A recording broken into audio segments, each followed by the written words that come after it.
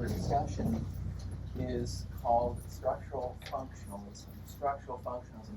Chances are by now you've had some exposure, I imagine it's brief, but some exposure to the ideas of structural functionalism. That's because structural functionalism is one of three primary schools of thought in sociology. So with any luck, again, you've been exposed to these three schools of thought in your introductory sociology course. So the three are functionalism and conflict theory and symbolic interactions. Right? Those are the three, and we'll be discussing all three of those theoretical paradigms. So this week, structural functionalism. Next week, it's called critical theory, but it's basically conflict theory. We'll be discussing the work of Frankfurt School theorists. And then in a couple of weeks from then, we're going to finally get to symbolic interactions. So this is one of three of the most popular, sort of broadest schools of thought, of theoretical thought, in the field of sociology. So what I want to first do is I want to define structural functionalism generally, right? And then after that, I want to get to the work of Talcott Parsons. And then Thursday, I'd like to discuss the work of Robert Merton. So we're just starting at a very general point. This is just giving you what is structural functionalism in terms of a theoretical paradigm, in terms of another way to talk about these schools of thought, I say a theoretical orientation, right? How do structural functionalists conceive of society? Each of these schools of thought, theorists approach the study of society differently. And they approach society, the study of society, differently because they have a different conception, a different understanding of what society is and what they want to focus on.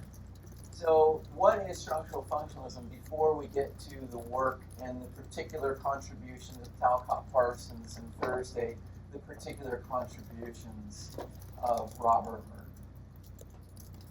It is a theoretical paradigm. It is a theoretical paradigm that views, that conceives of human society as a social system. Get used to that word because functionalists use the word system over and over and over again to refer to society. Society is conceived of a system. And when we analyze society, that we find systems within that broader system. And we find subsystems within the systems that constitute the system of society. So it's a theoretical paradigm that views human society as a social system that is composed of interrelated and interdependent parts. So from the point of view of a structural functionalist, society is a system composed of parts, and all of those parts exist because, in theory, they're each supposed to perform an important function. Hence, structural functionalism. What is the structure? The structure of society is the system itself, and the elements, the components within a society, if that society is to function the way it's supposed to, those elements each perform an important function that assists in maintaining and preserving and conserving the society. Right? So the elements, so if you're a structural functionalist, this is how you analyze the elements of society. The elements of society, that is to say the parts of society, are assessed in terms of their contribution to the maintenance of the social system. That's why something exists in the first place, the structural functionalists would tell us. Any social institution exists precisely because it plays an important role in maintaining the social system. It exists, in other words, because it plays an important function. It performs a function. If it didn't perform a function, it wouldn't exist. So they have that view of social institutions in a society, and they also have that view of social roles. A social role exists because it's the person fulfilling the obligations and the duties of the role that provides something of a positive contribution to the maintenance of the organization, to the social group, or the institution. So this is how they assess society. It's how they conceive of society. It's how they think of society. Functionalists conceive of human society as a social system organized to sustain communal living. And the components of which are to be analyzed in terms of what do these components contribute to the maintenance of communal living. What is it that makes communal living possible? What are the necessary ingredients of communal life? Or what Parsons refers to as the functional imperatives. That's the Agile scheme. We'll end with a discussion of the Agile scheme. But it's Parsons' way of saying every society, that is to say, individuals living communally, the following four functional imperatives must be met in order to maintain and preserve communal living. The focus of functionalists, and you'll see this contrast sharply with the focus of conflict theorists and critical theorists, the focus is on the conservation of society. Structural functionalists in this tradition begins with Emile Durkheim, and then later it's developed more fully by Talcott Parsons and other functionalists making important contributions like Robert Merton. But the view has been from the very beginning, what is it that makes communal life possible? What is it that holds us together as a society? What is it, if the focus is on social solidarity, what is it that unites individuals in a society so that they can continue living together collectively? Critical theorists and conflict theorists, as we'll discuss next week, in line with the Marxian tradition, is concerned with what is it that divides a society? What is it that leads societies to fall apart? Why do some societies end up at revolution or civil war? What is it that divides a population? That's an important question, but an equally important question is the question of structural functionalists, which is what is it that unites a population? What is it that sustains social solidarity in a community or in, say, a nation state? So to study the function of a social activity is to analyze its contribution to the continuation of society as a whole. This is how you conceive it. You conceive of society as a system, you analyze its parts, and first and foremost, you're asking the question, how does this part contribute to sustaining and maintaining, continuing the existence of this society? So this relates, of course, to social institutions. Why does any social institution exist? These are all important social institutions within a modern society. You might ask the structural functionalists, why these social institutions? Why do they exist? Because they all perform a necessary and important function in sustaining communal life, in sustaining society. And later we'll get to rational choice theory, and rational choice theorists have their own twist. And they'll say, to the question, why does this exist? They'll say it exists because it provides benefits for somebody. It might not provide benefits for everybody equally. In fact, something might exist that entails more cost for some people than others. But for the rational choice theorists, they're saying something exists because it imparts benefits to somebody somewhere. Okay, the functionalists, I think they got that from functionalism. The functionalist is saying, why does any institution exist? Why does any social role exist? It exists because it fulfills a societal need. So any social institution, and this is probably This is the bulk of them, but of course you could probably identify a couple other institutions as well. They all provide important function in maintaining society. The family. The family is considered a social institution according to structural functionalists. You might think, well, that's bizarre. How is the family a social institution? Well, it involves roles. It's an organization. It's probably the most basic and simple social organization that exists. You might say, well, my family's not simple. It's simple in terms of, say, the number of people. We would call it a primary group because it's not typically a large-sized group in the form of an organization or bureaucracy, right? It varies somewhere between 2 or 3 or 5 or a few more people within, say, the nuclear family.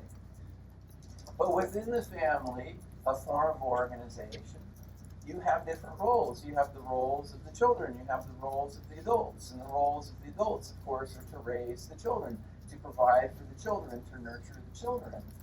Within a family, there's a household. There are rules that govern interactions and regulate action within the household. There's also resources that the family, as a social institution, draws on in order to fulfill their roles. So we see that the family, there are the 3 R's, so to speak, of social institutions. We see there are roles, and we see there are rules, and there are resources.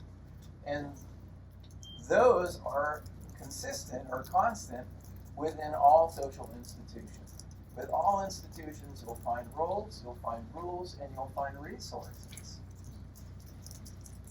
The economic institution, which Marx argued nearly 200 years ago, is the most important and most fundamental form of social organization that exists in society. Why does he make that argument? Because if we don't produce for ourselves and meet our material needs, we die.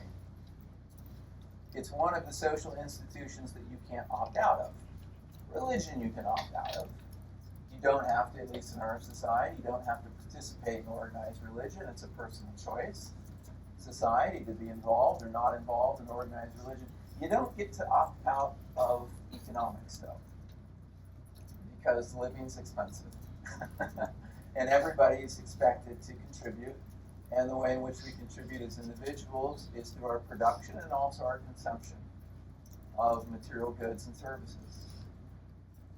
Religious, not to knock religious organizations, but religion is also one of the oldest institutions, precisely because it provides individuals with moral guidance. It answers arguably the most important question, which is the existential question: why do we exist? Why are we here?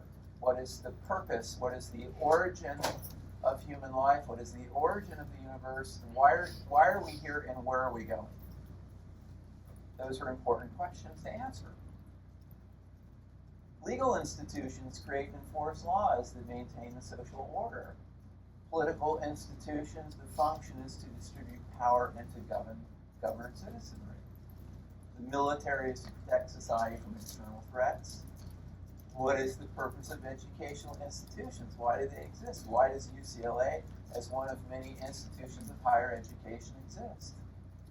To transmit specialized knowledge, to produce an institution such as UCLA does 2 things. It produces new knowledge and transmits knowledge.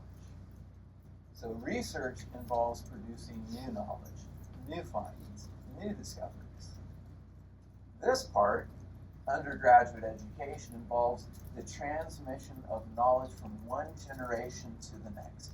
We are very fortunate that knowledge is built, and knowledge is preserved, and knowledge is shared from one generation to the next. Could you imagine if it wasn't the case? And you had to each generation had to reinvent the wheel. Okay, start from scratch. Start with stones and sticks and dirt. Good luck with that. All of these institutions, modern institutions, are maintained through specialized knowledge. To maintain political institutions, military institutions, economic institutions, that's all predicated and based on specialized knowledge. How do you run a nuclear power plant? You don't just intuit that knowledge. That's specialized knowledge. You know, they say nuclear physicists learn in the process of many, many years of training. Or how to become a medical doctor, for example, how to be a surgeon. In many, many years of training and education in order to impart the skills necessary to perform the surgery without killing somebody. So each generation then must spend a certain amount of time teaching the younger generation the knowledge that's necessary to maintain the society. Because if that knowledge is not transmitted, and we've just neglected the next generation and never taught physics and never taught you how to run a nuclear power plant, well then the power plant, something terrible goes wrong with it. So the whole point of the social institution of education is to transmit specialized skills and knowledge. Medical is to care for the sick and control disease, or develop vaccines that are necessary for the survival of the species. Art is to express and cultivate creative energies, and sport is for directing and channeling competitive energies if there's an outlet for human aggression in the context of sport, where people can't compete with one another, but they can do so in a well-regulated and organized way. So it's channeling these energies. Structural functionalism, this goes back to when Neil Durkheim often draw on what is called the organic analogy to make their point, to justify their conception of society as a social system that's composed of parts. Each part, of course, performs some important function. Social institutions are to a society, the organic analogy goes, what organs are to a physical body. Each serves a vital purpose. So what happens if the heart stops beating? The body dies. What happens if the lungs are infected? Then that weakens or sickens the entire body. Right? What if there's something that happens, dementia or whatever it might be, as it affects the mind? That's also going to affect the entire body.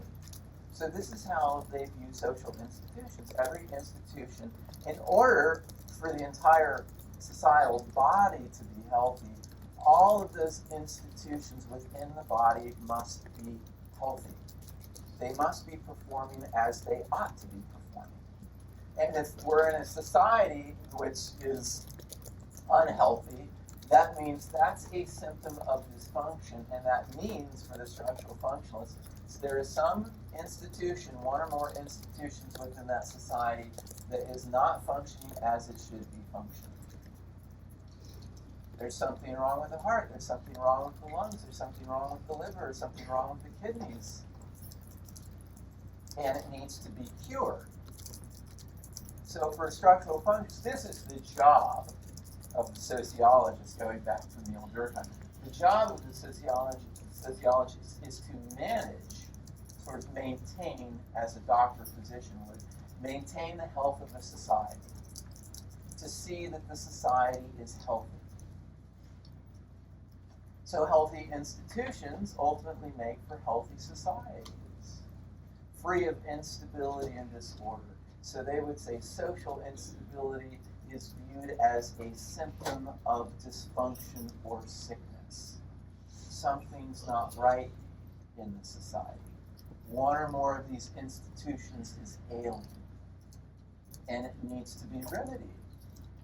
It needs to be brought back to health in order for the society as a whole to be healthy. And you could add to the organic analogy, maybe for those of you who are more mechanically minded, such as myself, think of a car engine. I finished after many years rebuilding, restoring and rebuilding my 1960 Volkswagen bus. So it finally happened. I bought it when I was 18. So many, many, many years later, I've held on to it and did all the body work. I even taught myself how to weld. I was like, well, if this thing's going to get done, I need to learn how to weld, because I'm not having any luck recruiting any welders, you know. I'm like posting things here and there. No one's responding to my ad, and I'm thinking, all right, I got to learn how to weld. And it involves also rebuilding engines, all that sort of stuff. Well, while you're taking apart this engine and putting it back together, it's the same analogy. You put the whole thing back together and it's not running. Why isn't it running? There is one or more parts in the engine. They're not functioning as they're supposed to function. So you identify through some form of diagnostic test what are the parts that aren't functioning as they're supposed to be functioning. And then you find the faulty parts and go, oh, that's a fuel pump. Time to change the fuel pump. And now suddenly you have gasoline going into the carburetor, which makes its way down into the engine, to the top of the cylinders, where it meets the spark and the oxygen, and you have combustion and the vehicle goes. So it's the same thing. Anything can be broken down into various parts. And that, in fact, is what analysis means. To analyze something is to break it down into smaller parts. So that's what the structural functionalist is doing. They're analyzing society, breaking it down into its component parts, finding out what are the parts that are functioning as they should, what are the parts that need to be fixed, fix those. That would be the job, the proper job of the sociologist, is overseeing the health of a society and managing a society so as to see that you have less dysfunction than more. That you have a greater degree of consensus and cooperation as opposed to disagreement and conflict. So how does structural functionalists account for the existence of conflict and disorder? Social conflicts, they would say, are symptomatic of dysfunctions within a system or between systems. It can be a matter of incompatibility. It can be that one system has rapidly changed while we have another system or institution that's not changed. And that's created an imbalance between these two institutions. Oftentimes you hear that structural functionalists are criticized for viewing societies as static. That's not true. They don't view societies as static. They view societies as constantly changing. Constantly, they would use the word evolving. And it's because of that change, and it's because of that evolution, that we have to work to see that our institutions are synced together as they should be, are working together. Just as you can't pull out one part from an engine, from a 1960 VW engine and put another part from, say, a 2018 Subaru Crosstrek and think that part's going to work. There lacks compatibility. It's not the same engine. So it has everything to do with the interconnection of the parts that exist. Disorder is typically, they would say, institutional in nature. If a society is experiencing problems, it's because it's not working as it should at the institutional level. Basic institutions, they would say, are failing to function properly. Systems with systems, as I said earlier. Society is conceived of a system, and that system is composed of institutions. It's composed of cultural systems. It's composed of social groups, and each one of those groups is a system. Each family, for example, is its own self-contained system, but is also a component of the larger society. So there may be issues that are affecting a family that are unique to that particular family, that there's something rather peculiar about the dynamics of that family, and something that is sort of idiosyncratic to that family. But then there are also family problems that are not idiosyncratic, but are the consequence of something of a more institutional variety that's going on within society. Say it's a time of economic recession, or it's the time of an economic depression. Those recessions and those depressions will impact the economic and financial well-being of the family. So some problems may be self-contained.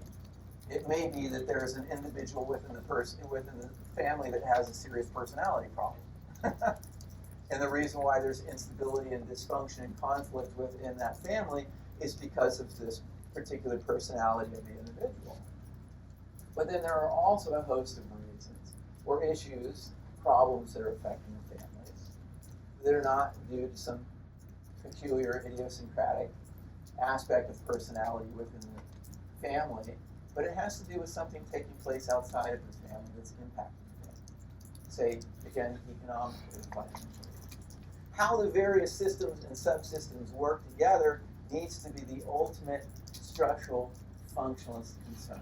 Tends to be the ultimate structural functionalist concern. So on the one hand, we see, and this is the language as I was talking about on Tuesday. When you're taking these courses, you're learning the language of sociologists, which is important if you want to be a sociologist. To converse with other sociologists, you need to speak and probably more importantly, write their language. It's through publications that we ultimately convey our knowledge, and create our knowledge and convey our knowledge to the professional body of sociologists. So we have function, we have dysfunction, we have a state of equilibrium. So that's another one, term that you hear quite a bit from structural functionalists. The societies, Durkheim or Parsons would say, need to reach an equilibrium, a point of balance, as opposed to disequilibrium. There's order as opposed to disorder. There's stability as opposed to instability. Integration opposed to disintegration. Consensus, the opposite of dissension, and solidarity, back to social solidarity and the importance for social solidarity. At the end of the day, they would say it's social solidarity that ensures the survival of a society. And when we see a breakdown in the social bonds that unite individuals, that's when you have conflict. That's when you have war. And when you have revolution or civil war. Because of the breakdown of bonds that unite individuals together. Okay, so that was just a general, again, the sort of view from 10,000 feet, if you will. Just saying this is a very general take on structural functionalism, the gist of that theoretical paradigm.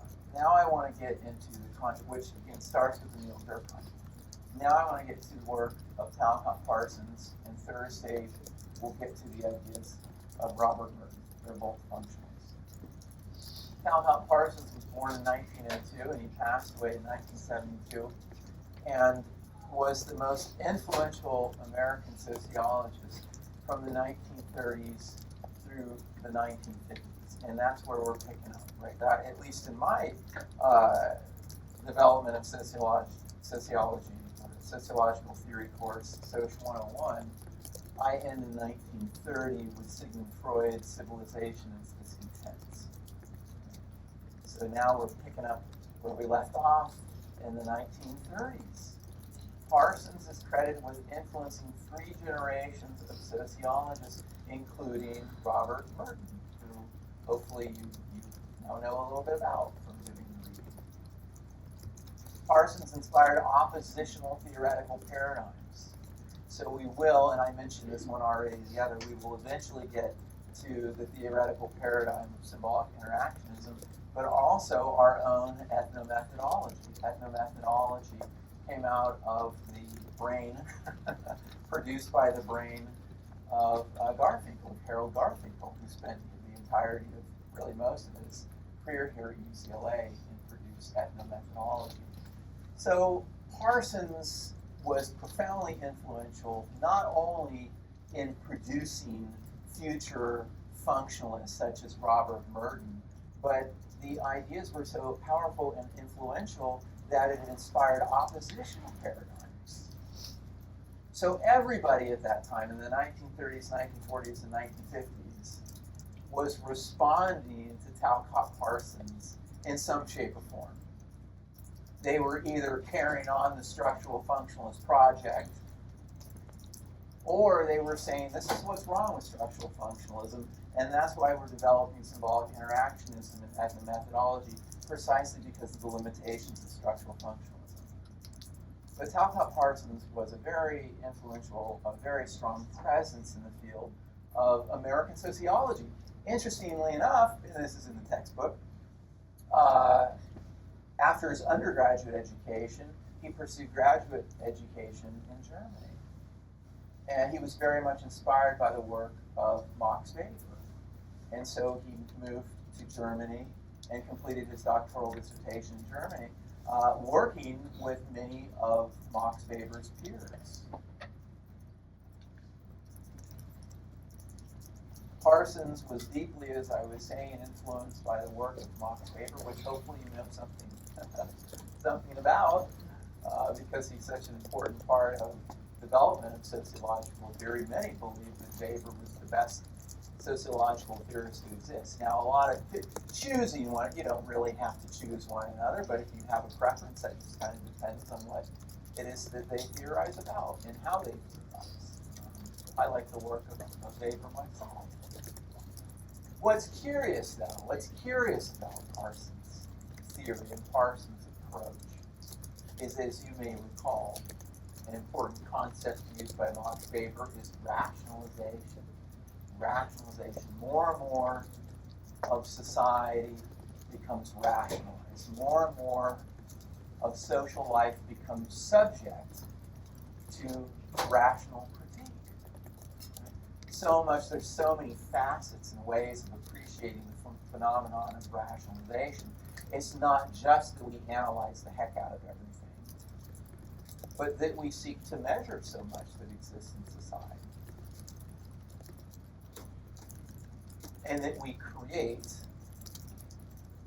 institutions that produce more and more rules. So for Weber, to live in the modern society is to live in bureaucratic society. And bureaucratic societies are societies in which rules factor centrally into the organization of those institutions. So Weber argued that rationalization leads to the systemization of all activities. The domains of modern life become systems. And in fact, that's what Parsons ends up doing. It's turning the study of society into the study of systems. So there's a certain amount of irony to it.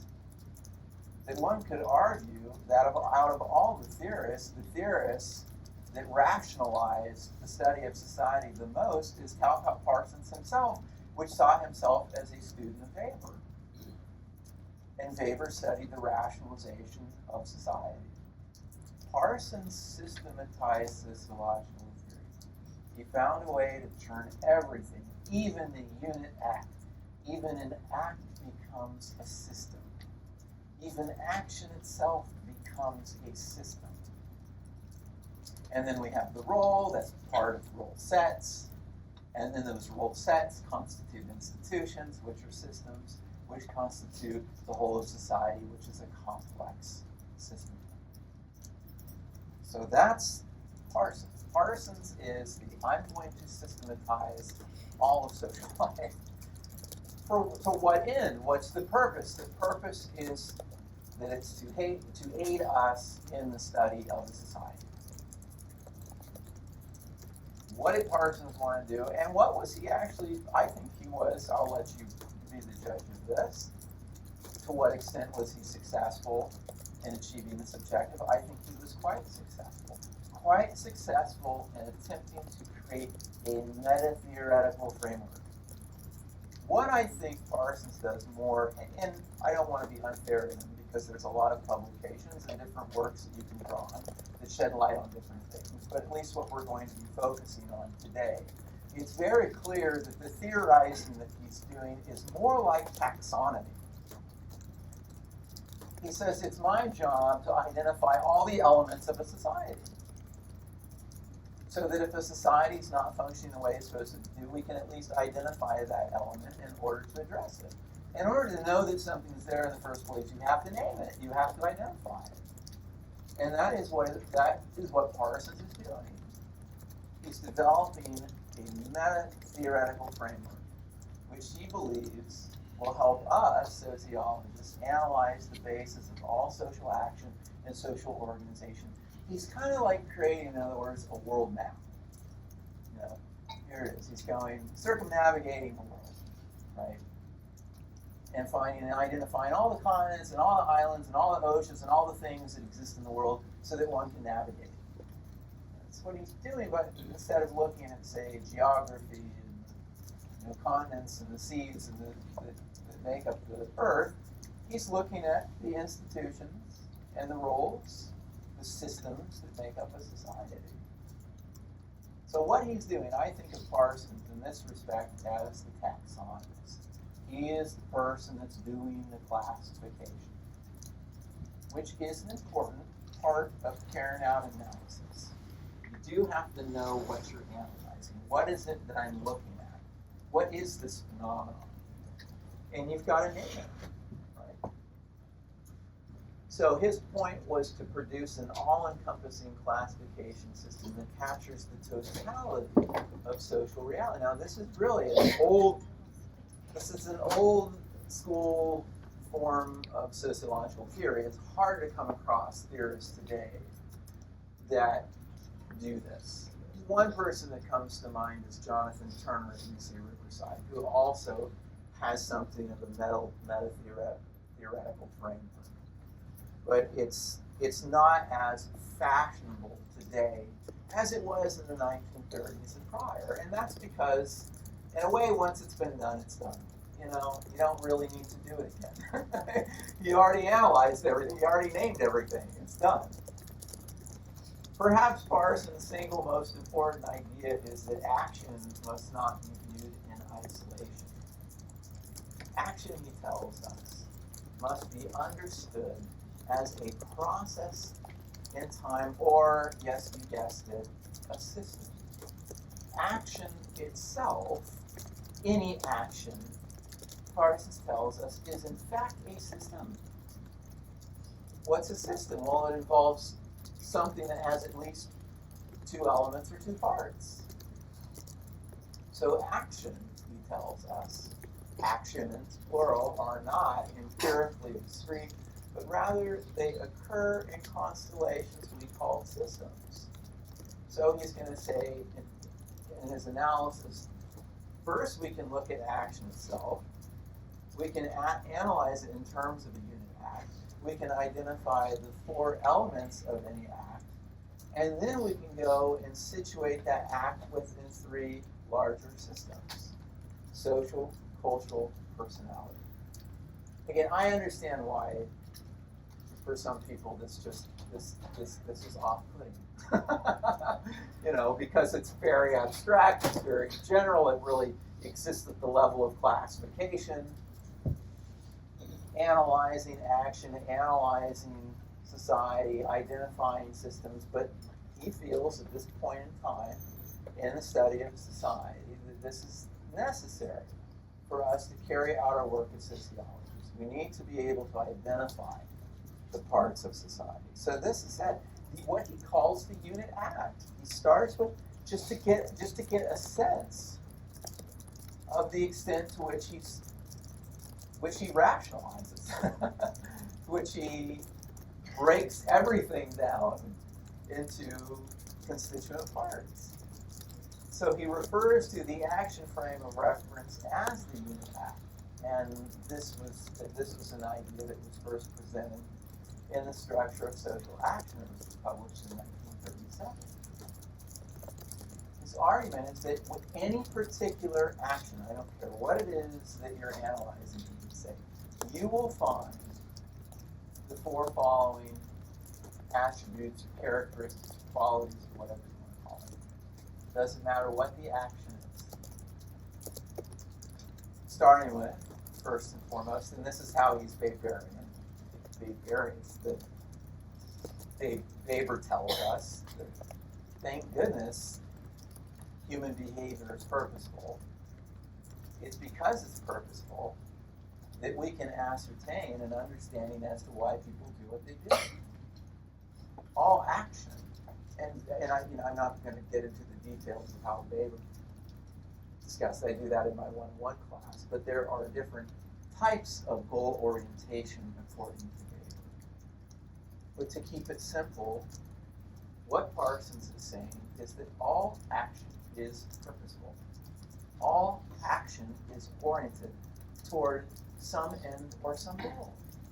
So if I ask you right now, what are you doing? You'll say, well, I'm in lecture taking notes. And you would say that's the goal, or that's the end, and that's the objective. It's purposeful. Or if I was to catch you outside, walking down the hall of Haynes Hall, I'd say, what are you doing? You'd say, I'm going to class. It's purposeful. And after a long day, you find yourself laying on the couch, your roommate asks you, what are you doing? You say, I'm doing nothing. And that too is purposeful. Every single human action is purposeful. And that's good news for us as social scientists because it makes our job a lot easier. Our job is to make human behavior intelligible, to understand why are people doing what they do. And the fact that all action in something as trivial as laying on the couch is purposeful, then that means we're always engaged in purposeful action. Constant. And then after this, you're going to pack your stuff up, and I'll say, why are you packing your stuff up? Well, I'm packing my stuff up so I can leave the classroom, so I can go home. It's purposeful. It's always purposeful. Always purposeful. It's also always situational. Good luck. Try to act outside of any situation. It's not possible. Every action is bounded by a situation. So the actions that are occurring today are occurring within the situation of the classroom. And then you'll find yourself acting as you would within the context of your car or on the 405. That's also situated action. And then you go to a restaurant to meet with a friend to have dinner. That's the situation. That is the context. And then you go home to your apartment. That's the situation. That's the context. It's impossible to get out of any situation. In fact, you can even look at your life as being one long sequence of situations that you routinely find yourself in. And that's your life. Your life is one long chain of sequences of situations that you find yourself in. Meaningful things happen in those situations, but they're always happening in a situation. There's no outside situation acting. Even astronauts, they're in space, in a space shuttle. It's still situated. And it's always in relation to some physical object as you're in relation to, say, your laptops. Or later you'll be in relation to your cars. And later you'll be in relation to your ovens or stoves as you're making dinner. There's always that. What he's identifying are the universals of action. These are the universals. Number 3 tells us, insofar as we're dealing with social action, meaning it's happening within a social environment, action will be normatively regulated. There will be some system of rules that shape and direct your action. So again, we can just look at the situation. Classroom etiquette, classroom norms. There is a normative order that governs the behavior of yours and of mine. So we're here for a purpose. What's the purpose? Transmission of sociological knowledge, specialized knowledge. It's happening within a classroom. It's the normative order of the classroom that shapes the way in which we interact with one another and what we do here. And lastly, we would say all human action is effortful. All action involves some exposure effort. Laying on the couch involves some expenditure of effort, right? It's like you need, if you're even just to maintain a heartbeat, you need some caloric intake because you're burning energy. Just living itself requires effort. It requires the burning of calories. Just sitting or just standing.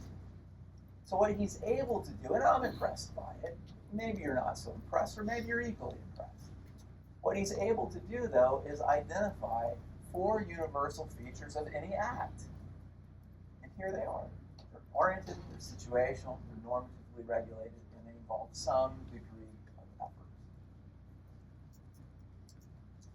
How does this analytical scheme assist in the practice of sociological theorizing? You might say, why is this important?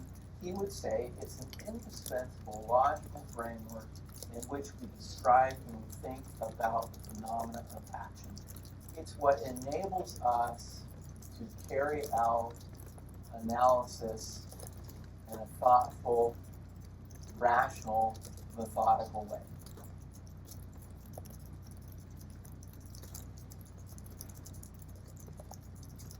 He would add that this analytical scheme is important because it enables the sociologist to know in advance what are the universal elements of action. What are the universal characteristics of action that need to be taken into account when you're analyzing action? And there's a reason why number one is purpose, because ultimately we're after why do people do what they do? Why is this going on in this part of the world? Why are these groups at odds with one another? Why is there disagreement among a population within the United States? Different populations are trying to achieve different things. Different populations have different interests and have different goals. When we get to a point of an opposition, a context of opposition of interest, which means your win is my loss, and my win is your loss, then we can understand the nature of the conflict. This is part of living in a communal living. The idea is supposed to be, in theory, is that this system works as long as we're all open to negotiation. Kind of like a marriage. The marriage works if the parties of the marriage agree that they're not always going to get everything that they want all the time. That there will have to be trade-offs. That you're going to get a little bit of what you want, but not all of it, and I'm going to get a little bit of what I want, but not all of it. But we're going to have to accept the fact that we're getting something, and that's better than nothing. That's, again, the Parsonian approach. Compromise, negotiation, reconciliation, finding some harmony in expectations so that we can coexist. Parsons' conceptualization of action views human action as involving both individual choice and social constraint.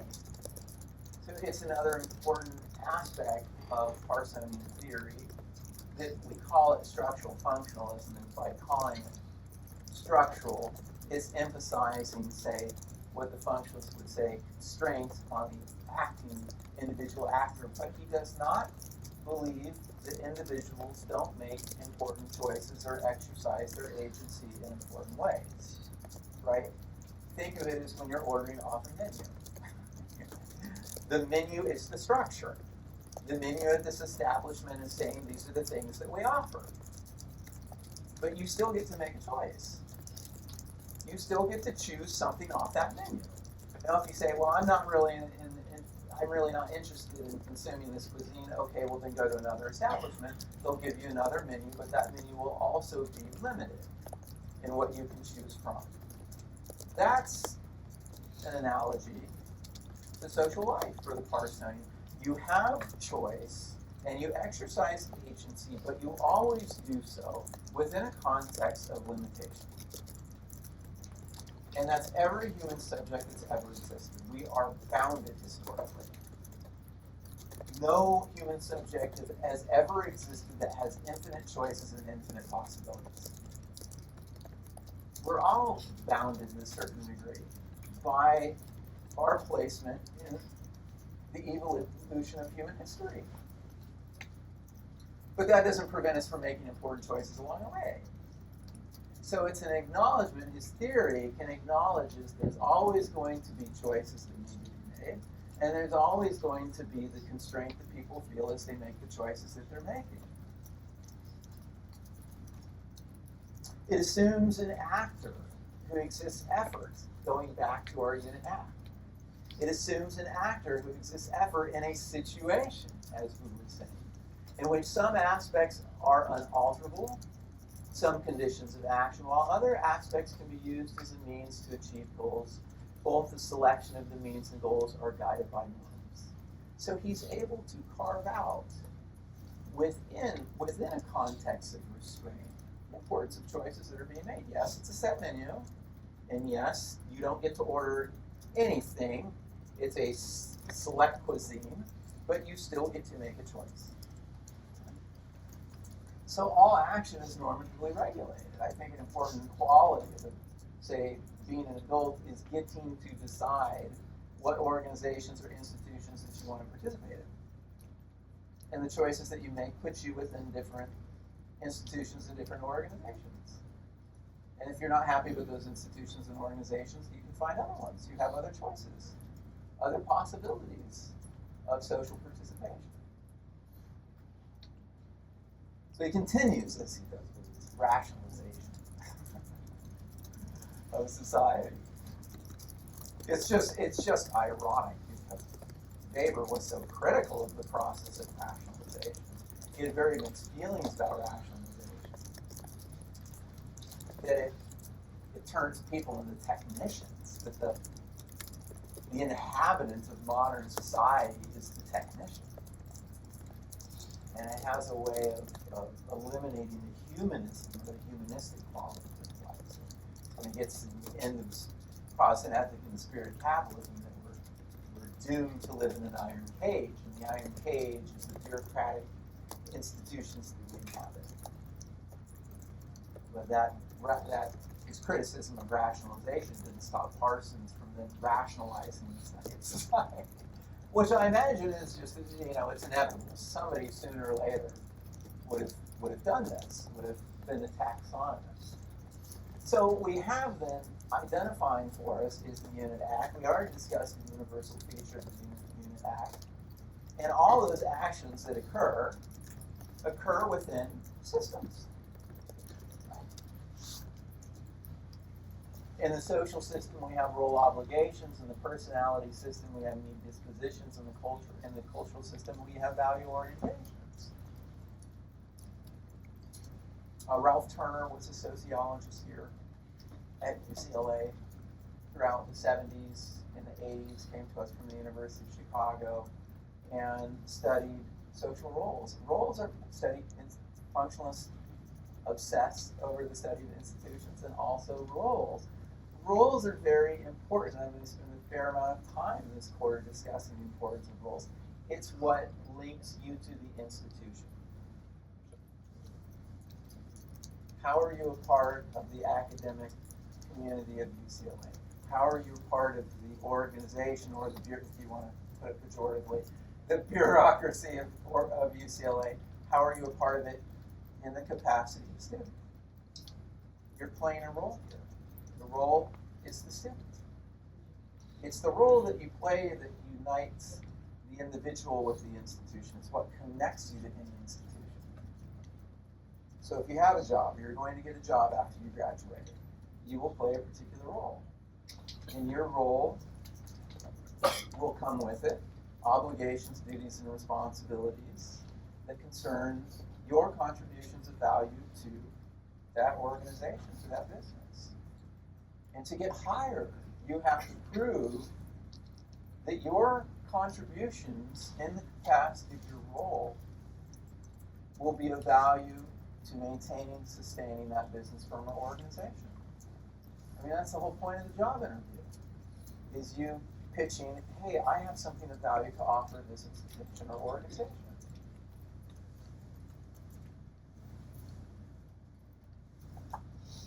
So within action within a social system will always be regulated by the role obligations of the role that you're playing. Different roles, different obligations. You play a different role in this organization than you play in your family. Therefore, what is expected of you by others is different. What I expect of you, what your TAs expect of you, what your peers expect of you is different than what, say, your family or your parents expect of you. It's a different role that you're performing. But no matter where you are in this society, you are going to be part of some social system and you'll be performing some role, and that role will shape what you do. And so your friends call you up and say, what are you doing Saturday night? And you say, I'm studying. And they'll say, why are you studying? You can say, because that's the role that I play. I'm a student. I have to study in order to pass the class. Why do we do what we do according to the structural functionalists is explained by what are our duties, responsibilities, and obligations to others based on the role that we're playing. It's part of living in communal life. People expect things of you. Those expectations take the form of a role. For you to continue to exist in that capacity, you have to meet those expectations if you want other people to be happy with you and what you're doing. All of this speaks to the importance of roles in the organization of social life. At any time you can ask, why am I living my life the way I am? Well, just look at the roles that you're playing. Look at the roles that you're playing. That will tell you why you're doing what you're doing at any given time. And you'll say, well, why am I playing that role? Because you're part of a certain set of social systems. You say, well, I don't want to do that anymore. Well, then get out of that system. I don't want to spend Saturday night anymore reading and studying stupid contemporary theory. Okay, leave that system. Do something else if you're that miserable. Personality system simply refers to need dispositions. Different people have different need dispositions. Some people need to party all the time. Some people are extroverted. Some people need constant praise and validation. Other people want to be left alone. Oftentimes, the things that we gravitate towards our role, it has to do with our need dispositions. The job that you pick, there are important differences between, say, being a professional musician and being an academic. The professional musician has a very different need disposition than the academic has a need disposition. The academic doesn't feel the need to be parading around on stage blasting loud music and being called a rock star. They don't need that. Cultural system organizes life by providing us with value orientations. So you say, oh, I'm an environmentalist. What does that mean? It means you value protection of the environment. Okay, that's a value orientation. And so it means maybe you'll get involved in organizations that promote policies that protect the environment. That, again, is where we see purposeful action aligning with value orientations. Why am I doing what I'm doing as part of this organization in order to achieve the value that is the goal, that is the objective of protecting the environment? Or maybe, going back to Max Weber's Protestant Ethic and the Spirit of Capitalism, maybe what you're primarily concerned with is not so much protecting the environment, but saving your soul. And if saving your soul is important to you, then maybe you'll find yourself getting involved in organized religion. And then your actions become, why do I live this life of asceticism in which I deny myself the pleasures of life? Because you believe those pleasures of life are sinful. And you commit too many sins, you're not getting into heaven. So you're going to live an ascetic life, a life of self-denial, so that you can get yourself to heaven. That's a value orientation. That's a transcendental orientation that has implications for life on earth. So again, just to review these, and this is in the syllabus, but I had a couple students ask me, how are you going to make your slides available? Yes, I am going to make them available. I make them available. So just in case you start feeling fatigued from writing and writing and typing, I got you covered. I'll post them at the end of each week, so say by Friday. Again, a social system, just to run through these, refers to a complex arrangement of interconnected social roles or social obligations, as we talked about. Roles are important. That's what links you to any social group or social organization or institution. Just in the way as we're coming up on an election, when you go to vote, you're fulfilling a duty, a responsibility, and an obligation to vote in a representative democracy, in a republic. Personality system refers to emotional drives, wants, and needs of the individual. individual, so it's Parsons' way of taking into account important variations between individuals. We don't all have the same emotional constitution, as Freud would tell us. And Freud would tell us our emotional constitution is part genetic and it's part the way that we're raised. Freud would say if we weren't raised right, we were neglected by our parents, and we're going to spend our whole lives being miserable because we're never going to get that satisfaction that we needed before we turned age 5. And we're going to have to spend the rest of our life in therapy, trying to undo the neglect that occurred in those first 5 years. That's what Freud would tell us. And the cultural system refers to the meanings that we assign to action, values and beliefs which guide the choices made by actors. What's fascinating, and we'll get to this later with symbolic interactionism, the same act can be interpreted different ways, the same act can be assigned different meanings. Again, why Weber's analysis in the Protestant Ethic and Spirit of Capitalism was so important, because he showed us, look at how meanings assigned to labor and meanings assigned to the private acquisition of wealth change over time. Labor was not always viewed as moral activity. Labor, before Luther, was just viewed as labor, and it had no religious significance whatsoever. It was after Luther that labor, work, took on moral activity, the character of moral activity. Why did that happen? Its meaning changed. Its meaning changed as a result of Luther, as a result of Calvin, as a result of Baxter, but it's the same thing, the same empirical phenomena, work. The same thing can be interpreted differently. The same thing can have different meanings. What something means for you depends on a number of things, but it probably most importantly depends on your historical context. Or the private acquisition of wealth. What is the meaning of wealth? Before Baxter. With Baxter, wealth becomes a sign of God's providence, of God's grace. Wealth wasn't always viewed that way. How do people just look at the way that your generation compared to my generation or baby boomers, the way they assess the meaning of money and the meaning of billionaires in particular? There's a lot of divergence there. Baby boomers or the silent generation might look at billionaires and say, well, those are some resourceful, industrious individuals that work really hard to amass their fortunes. Compare that meaning with the meaning that your generation gives billionaires. It's completely the opposite. Then it gets into, well, these are people born into lives of privilege, that everything's been handed, they've never worked a day in their life, all they can do is play the game of stocks and make money off other people's labor. What's the meaning of labor?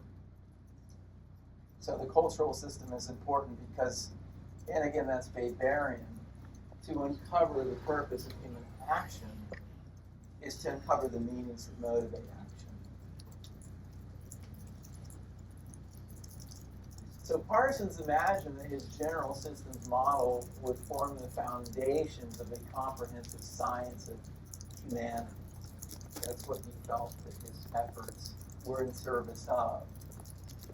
Achieving this comprehensive science of humanity. Specific sciences, that is to say social sciences, would specialize in one system. So for, say, psychologists, they would analyze the personality system. It's important. Psychologists are, sociologists are going to say, well, group membership. Largely, if I know your group membership, I can better explain and predict what you're going to do. That's a very unique sociological point of view. The psychologist might say, no, not so fast. There's more to it than simply group membership. There's also important distinctions and variations in personality characteristics. It's ocean, right, as they say. It's the openness, conscientiousness, extrovertedness, agreeableness, and how neurotic a person is. These 5 personality characteristics play a huge role in determining how you behave. Most obviously with introversion and extroversion. People with introversion are more likely to suffer from feeling isolated or alone or shy, because there's a great anxiety with putting themselves out there. The extrovert had no qualms about putting themselves out there. They feed off the attention of others. But anyhow, psychologists would focus on the personality system. Anthropologists would focus on the cultural system. And sociologists, what would we focus on? We would focus on the workings of the social system. And in particular, role obligations. Role obligations. Parsons defines social roles as complementary, detailed sets of obligations for interaction.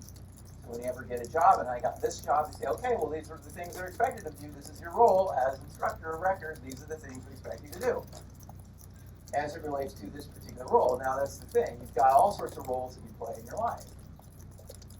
I've got the role of son, I've got the role of spouse, I've got the role of instructor, I've got the role of a friend, and all these different roles have different responsibilities. Sometimes those obligations, responsibilities conflict with other roles, responsibilities, and duties. So there can be what functionalists have referred to as role strain or role conflict. When you have you're playing two different roles, they have different expectations, and those expectations are colliding and clashing. Then that's role conflict. Upon occupying a particular status, say the status or role of the student, the undergraduate college student, the individual enters into a role set.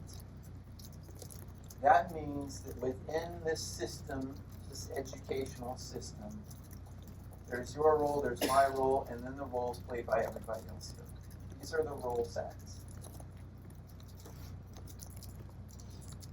So, in an ideal world, what I expect of you and what you expect of me are complementary. That by me doing my job, it helps you do your job, and by you doing your job, it helps me do my job. You say, well, I want to know, in what way am I going to, how will I be able to perform well in this course? Well, here are the requirements of the course. And then when those requirements are fulfilled, and those assignments are submitted in a timely fashion, that enables me and the TAs to do our job, which is to assess those, get you feedback on those, and get you credit for a course if you successfully meet the requirements of the course. But these are all role sets. So there's the chair of the department. I mean, we can get really specialized. The chair, the vice chair of the sociology department, the faculty, all of those roles and role obligations, teaching classes, research, community service. We have other individuals who are part of the university that work in staff that help to maintain the university as well. Those are also roles, all of these constitute a role set. So any organization, the family, will be comprised of a role set. What do you have in the traditional heterosexual family? You have a father, and you have a mother, and you have kids, whatever. Okay, that's the role set. Action is organized according to the role obligations of those involved in the role set in the university. So it helps me explain once again why you do what you do. If I know your role, if I know your relation to other people in that role set, I can better predict and understand why you do what you do. And that is ultimately the objective of any social science. It's understanding. It's understanding. The chemists, the sociologists, the physicists, the biologists, they're all after the same thing, and that's understanding, but understandings that we arrive to an empirically verifiable way. Right?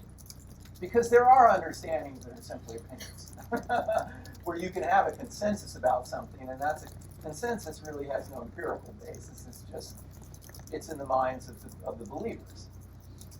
But as scientists, we're supposed to be doing something more than that. We're supposed to be arriving at understandings based on systematic collection of data, analysis of data, so that we can say the understandings that we came to are not just shared, but they're valid. They're true. They're correct. And not in just some subjective way, but in an objective way. That it doesn't matter if you or I or somebody else carries out the experiment, you're going to arrive at the same conclusion. That it can be replicated over and over again with the same conclusion, at that point we say it's a valid finding. For Parsons, the key question in analyzing social systems is to explain integration. And integration refers to the coordination of the system and subsystems, constituent parts. Social integration. And why would social integration be important? Because it's integrate. Another word for integration you may recall from Social 101 is a sense of belonging. It's a sense of membership. There's a sense of unity that you feel with others. You feel integrated. You feel part of something. Feeling part of something is important for maintaining social solidarity. When we see a breakdown in social solidarity, without fail, we see a breakdown in social integration. That the individuals that are at odds with one another do not feel a sense of closeness. That's precisely why they're at odds with one another. So integration, the importance of social integration, is important for the entire functionalist approach, which is, what is it that contributes to maintaining society, that keeps this thing going? The most fundamental property of a system is the interdependence of parts. Okay, so where are we at here? Where are we on time? 4:42. Let's stop there. There's a few more slides on Parsons. Right? It's probably, out of the two theorists, I want to say that Robert Merton's a little easier to understand than Parsons. So on Thursday, we'll return to these slides. We'll finish off Parsons, and we'll just get as far as we can with Merton. But I think Merton's a bit easier.